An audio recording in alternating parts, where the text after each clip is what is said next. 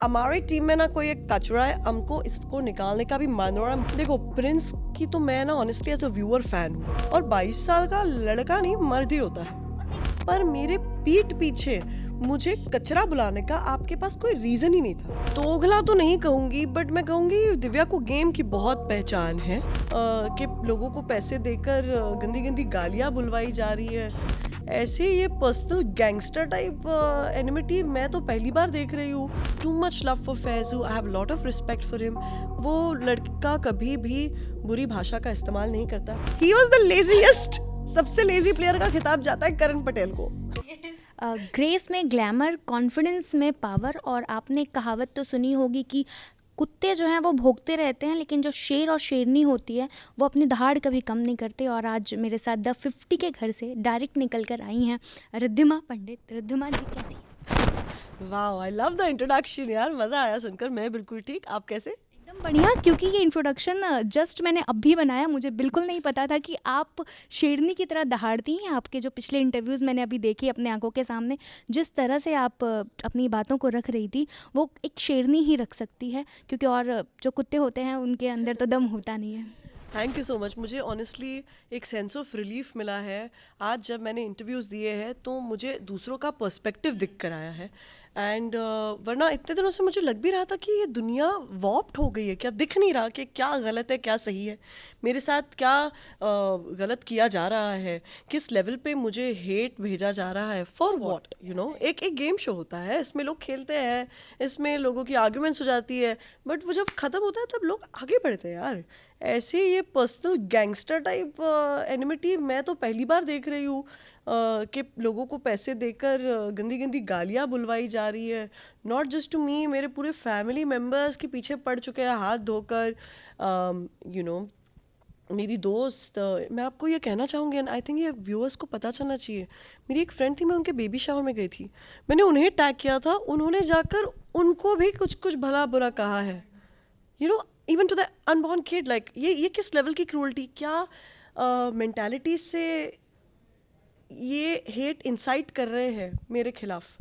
जो बेसिकली वो बोल रहे हैं, उन्होंने एक थ्रेटनिंग वीडियो डाला है और कहा है कि जाकर इनको दिखा दो। BITB, मुझे नहीं पता क्या है इसका full form, best in the business, I assume, I don't know, कि बता दो हम क्या है।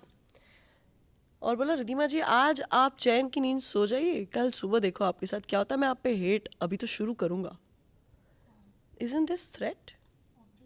I've got rape threats, I've got death threats. He's treating me like a soft target. So he needs to know that I am not a soft target. But I am not a target who can come to your level. So इसलिए मैंने एक legal team रखी है as a barrier in between. और मुझे Indian laws पर पूरा पूरा भरोसा है।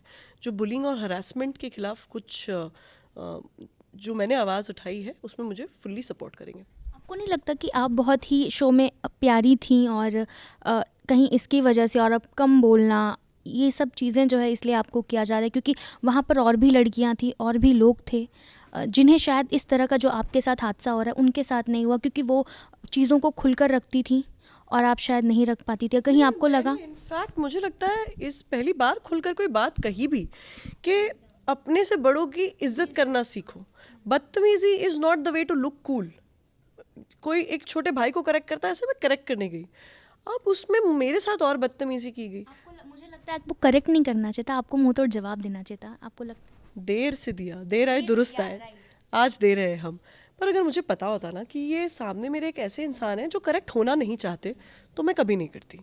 प्रॉब्लम क्या है, अगर आपने उनके वीडियोस देखे हैं, मुझे सच में उनके लिए कंसर्न लगता है। मेरा कंसर्न है उनके लिए, क्योंकि वो जिस तरीके की शक्लें बनाते हैं और जिस भाषा का उपयोग करते हैं, गंदी गंदी गालियाँ देते हैं, ऐसी बड़ी बड़ी आंखें करके ज़बान बाहर निकालते हैं, आवाज़ें निकालते हैं, ये सभ्य बिहेवियर नहीं है। This is not civil behaviour, this is someone who needs help.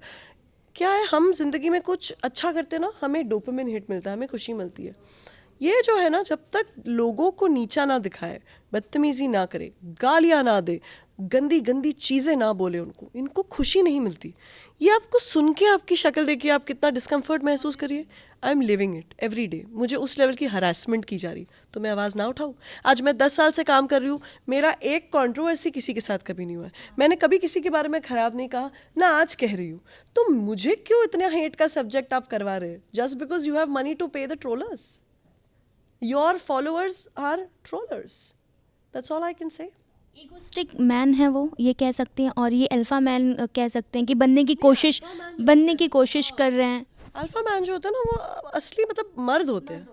ये तो एक डिस्टर्ब्ड इंसान है 22 साल की बॉडी में, और 22 साल का लड़का नहीं मर्द ही होता है। और देखिए बाहर निकलने के बाद भी हमारे मीडिया पर्सनालिटीज़ जो हैं उनसे भी ये झगड़ा, और फिर आपके साथ मतलब करण के साथ भी उन्होंने इतनी गंदी तरीके से उन्होंने बातचीत बिहेवियर, उनको मैंने जो देखा है शो में कि उन्हें बात करने का तरीका थोड़ा सा कम है।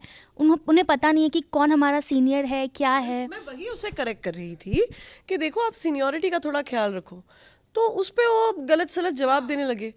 तो मेरा भी एक बांध है, सब्र का बांध है, वो टूटा, तो उसमें कौन सी बड़ी बात हो गई? हो गया, वहाँ पे बोला, मैंने भी बोला, तुमने भी बोला, खत्म हो गया। आज मैं एक अकेली इंसान अगर बोलूँ तो मैं गलत हूँ, जो भी है सब बोल रहे हैं उसमें कुछ तकलीफ है, उसको लग रहा है उसने कोई बड़ा सा मूवमेंट शुरू कर दिया है। अब उसे कौन बोलेगा कि वो गिनती में नहीं है बाहर की दुनिया में? लगता है उन्हें इससे काम मिलेगा। हाँ, और शायद मिलता भी होगा, लोग होंगे ऐसे पागल जो देते भी होंगे, और वो उसकी किस्मत का कमाई है यार। पर ये परवरिश सही नहीं है। वो मेरी परवरिश के बारे में सवाल उठा रहे हैं। भाई हम तो जहाँ से आते हैं ये ऐसा नहीं है, इसकी कुछ गड़बड़ है फॉर श्योर। ये तो एक अलग मैटर हो गया, लेकिन एक और चल रहा है जहाँ कृष्णा श्रॉफ इस तरह की बातें आपसे कह रही हैं कि कचरा, ये मतलब मैं कह सकती हूँ कि एक सभ्य घर की लड़की, जिनके पिताजी, जिनके भाई। फैन हूँ जैकी सर की, आई लव जैकी सर। और कहीं ना कहीं I was very warm to Krishna. मैंने तो कुछ गलत किया ही नहीं। आप मुझे बता दो, आपने कुछ एपिसोड में देखा है कहीं मैंने उनसे रूडली बात की? भाई मैं तो उनसे बहुत दिल से बात कर रही थी। सडनली एक दिन उन्होंने मुझसे बात करना ही बंद कर दिया, पता नहीं उन्हें क्या खटका। कोई बात नहीं, वहाँ पे और 50 लोग थे बात करने को। मैं बोला नहीं करेंगे बात, आपको नहीं करनी मैं भी नहीं करूँगी। पर मेरे पीठ पीछे मुझे कचरा बुलाने का आपके पास कोई रीज़न ही नहीं था। और अगर मेरा क्या कहना है, हिम्मत होती तो आप मेरे मुंह पे आके बोलती ना, जैसे कि मैं आज बोल रही हूँ कि किस हिसाब से आप में ये गट्स आए मुझे ये नाम बुलाने का। Because she is very entitled, she has a superiority complex, so she needs to work on it. Because task तो वो कर नहीं पाती। उनको इरिटेशन भी उसी बात की आई। अगर आप एपिसोड देखेंगे तो उसको वो पिंग पोंग गेम चल रहा था, उसे वो बॉल ग्लास में डालना था, उससे कितने चांसेस दिए गए आपको पता है? शायद उतने दिखाए भी नहीं टीवी पे जितने उसे दिए गए थे चांसेस। वो फिर भी बॉल नहीं डाल पाए, कोई बच्चा कर लेता।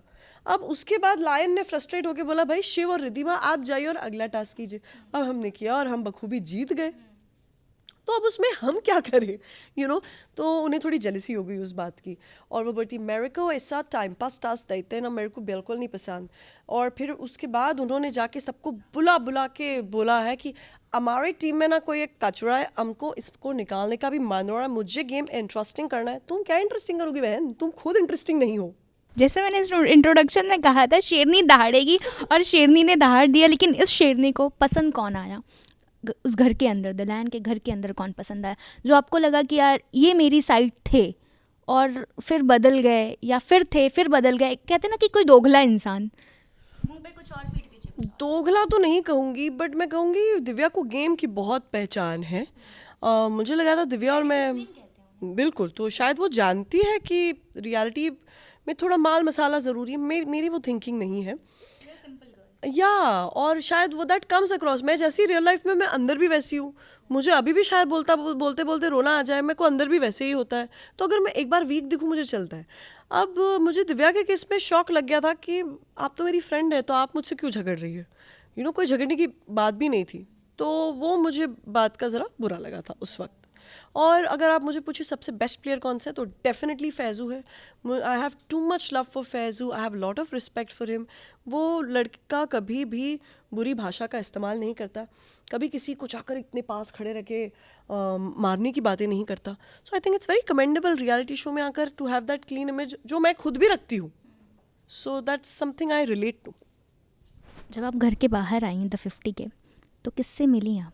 किसी से भी नहीं मिली, मैं किसी से मिलना भी नहीं चाहती, क्योंकि देखो इंडस्ट्री छोटी है, मुझे कोई ना कोई हर जगह इवेंट्स पे मिलेंगे, बस है यार, यार दोस्ती मेरी रियल लाइफ में बहुत है। कोई दोस्त नहीं बना आपका? मेरे कोई दोस्त नहीं बने यहाँ पर। मैं रिद्धि को पहले से जानती हूँ, शाइनी को पहले से जानती हूँ as work colleagues, and they are very nice to me, I am also very nice to them, and we were very loyal to each other. तो ये मेरे दोस्त हैं, ये रहेंगे मेरे साथ। बाकी मेरे कोई दोस्त तो ऐसे खास नहीं बने यहाँ पर। हमें लगा कि प्रिंस या करण से आपकी थोड़ी नहीं, करण से तो मुझे, मैं शौक में हूँ क्योंकि करण मुझे लेजी प्लेयर बुला रहे थे, पर मुझे हंसी आ रही है इस बात पर। ही वॉज द लेजीएस्ट, सबसे लेजी प्लेयर का खिताब जाता है करण पटेल को। वो सिर्फ सो रहे थे पूरे गेम शो में। जिसके साथ आप थी। देखो प्रिंस की तो मैं ना honestly as a viewer fan हूँ, क्योंकि मुझे बहुत अच्छा लगता है वो जो गेम में स्ट्रैटेजीज उनका दिमाग लड़ाते हैं, उनमें दम है ये सब का। बट क्या हुआ कि it didn't work for me, because पता नहीं ही कंसिडर्ड मी वीक। तो मुझे उससे तकलीफ है, बिकॉज आई एम नॉट, क्योंकि मुझे मौका ही नहीं दिया गया। मैं उनको बहुत ब्लाइंडली ट्रस्ट कर रही थी चीज़ों पे, लेकिन मेरे जीतने के चांसेस उन्होंने ही निकाली, जबकि मैं एलिमिनेशन में थी और मुझे उनकी तरफ से एक भी वोट नहीं आया। तो you should have had the guts to say कि हाँ रिधिमा देखो हमने किसने वोट नहीं किया। तो मैं तभी ही स्विच करके मैं दूसरी टीम में जाती ना, तो शायद मैं और लंबा टिकती। मैं पागलों की तरह लॉयल बनकर रही और मुझे कहा गया कि हमने तुम्हें वोट्स दिए थे। झूठ मत बोलिए, गेम खेलना है सच के तरीके से खेलिए।